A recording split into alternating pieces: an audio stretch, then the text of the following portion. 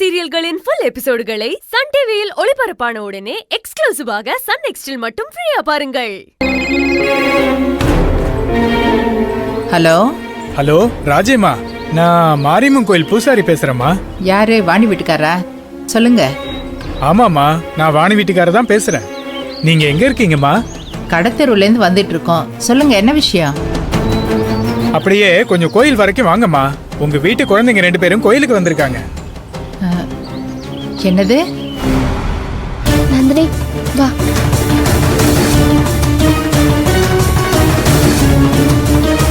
எங்க வீட்டு குழந்தைங்க கோயிலுக்கா? என்னங்க ஏன் சொல்றீங்க? அதாம்மா, உங்க வீட்ல ஒரு பெரிய பொண்ணு ஒரு சின்ன பொண்ணு இருக்குமே, 2 பேரும் ஒரு கற்பூர பாக்கெட்டோட வந்து அம்மன் சன்னதியில உட்கார்ந்துருக்காங்க.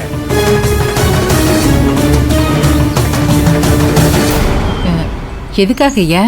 கையில சூடம் ஏத்தி ஏதோ வேண்டுதல் பண்ண போறாங்களாம்மா. தம்பி அவங்க தான் தொலைச்சிட்டதா சொல்லி 2 பேரும் வருத்தத்தோட பேசிட்டு இருக்காங்கம்மா. அவங்க ஏன் இப்படி எல்லாம் பண்றாங்க? அவங்கள தடுத்து எதுவும் பண்ண விடாம கொஞ்சம் உட்கார வைங்க ஐயா. நல்ல வேலை என் கண்ணில் பட்டாங்க. இங்க சன்னதியிலேயே ஒரு 5 நிமிஷம் உட்கார வச்சிருக்கேன்.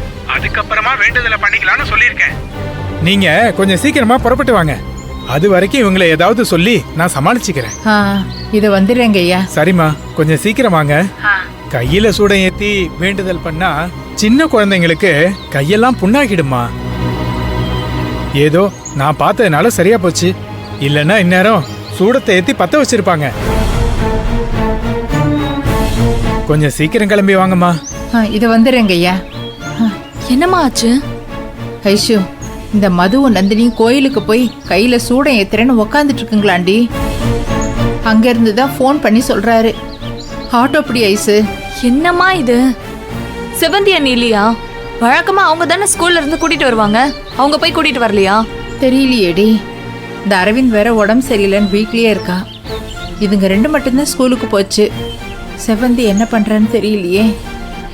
வா, நம்ம கோயிலுக்கு போய் என்னன்னு பார்த்துட்டு வந்துடலாம். சரிம்மா, அதோ ஆட்டோ நிக்குது, வா. நந்தினி அக்கா, பாட்டி வரத்துக்குள்ள நம்ம கையில அந்த கற்பூரத்தை ஏத்தி வேண்டுதலை நிறைவேற்றிடலாம். அவங்க வந்தாங்கன்னா விட மாட்டாங்க. வா.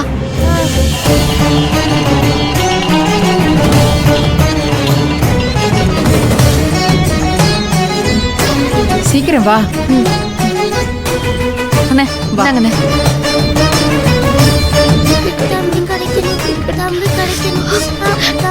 கண்டுபிடிச்சு கொடு, தம்பி கண்டுபிடிச்சு கொடு.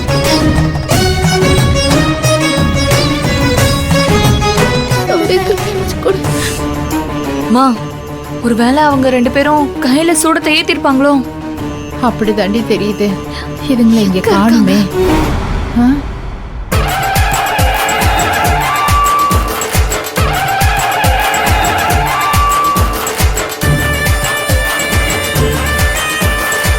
ஐஷு,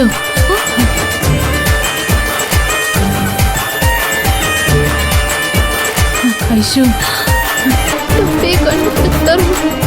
தம்பி கிடைக்கணும். தம்பி கண்டுபிடிச்சு தரும். தம்பி கிடைக்கணும். தம்பி கிடைக்கணும். தம்பி கிடைக்கணும். மது, என்ன இது? 2 பேரும் என்ன பண்ணிட்டு இருக்கீங்க? மது, என்ன இதெல்லாம்? சாமி முன்னாடி கொண்டு போய் வைங்க. போங்க. இல்ல அத்தை, நாங்க தானே தம்பியை தொலைச்சோம். அதனால நாங்களே சாமி கிட்ட தம்பியை கேட்கலான்னு வேண்டிக்கிட்டோம்.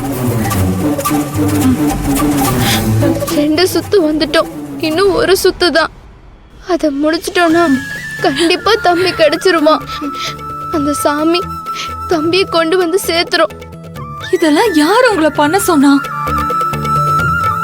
எப்படி இருந்தாலும் தம்பி கிடைச்சு வந்துருவாமா. உங்களாலதான் தம்பி தொலைஞ்சு போனான்னு யார் உங்களுக்கு சொன்னா? நீங்களா ஏன் அப்படி நினைச்சுக்கிறீங்க? ராஜேமா, குழந்தைங்க தெரிஞ்சோ தெரியாமலோ நீங்க வர்றதுக்குள்ள வேண்டுதலா ஆரம்பிச்சிட்டாங்க. அது நடக்கணும்னு இருக்கு. இன்னும் 1 சுத்து தானே, சுத்தி வரட்டும், விடுங்க. குழந்தைங்களோட வேண்டுதலை அந்த அம்மன் நிச்சயமா கேப்பா.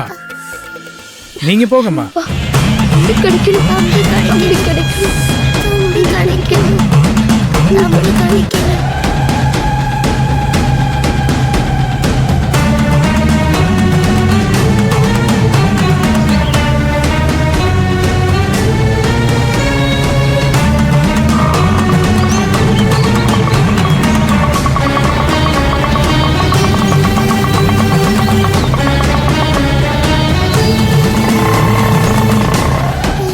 வலிக்குதா? சீக்கிரம் சரியாயிடும். மது சரியா? நந்து செவந்தி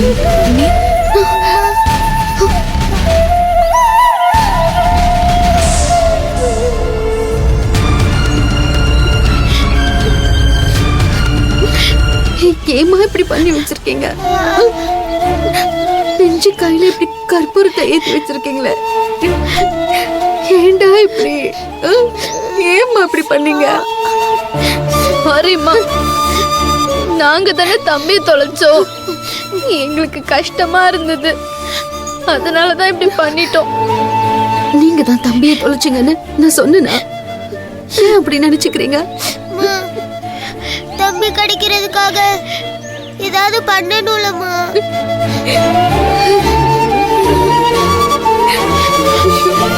எரியுதா?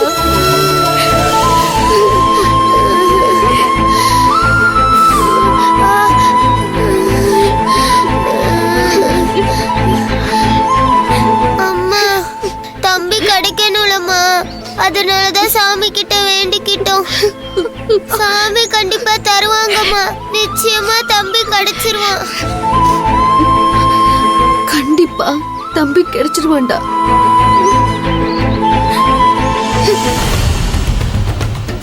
கோயிலுக்கு போமா?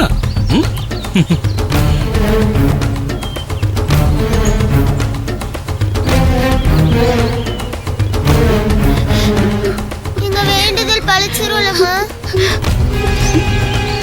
வேண்டுதல் பலிக்குங்கிற நம்பிக்கை எனக்கு இருக்கு. கண்டிப்பா பலிச்சிரும்.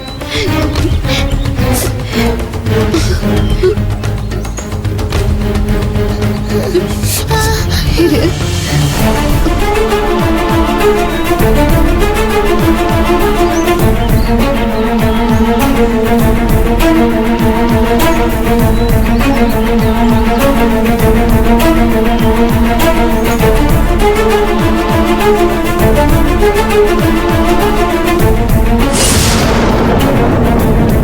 ஏங்க இங்க வாங்க.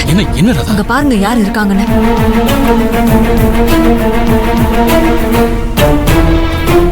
அங்க பாருங்க செவந்தி ஐஸ்வர்யாவும் இருக்காங்க. என்ன ராதா இப்ப என்ன பண்றது? அவங்க பார்த்தா பிரச்சனை ஏறுமே. என்னங்க இது?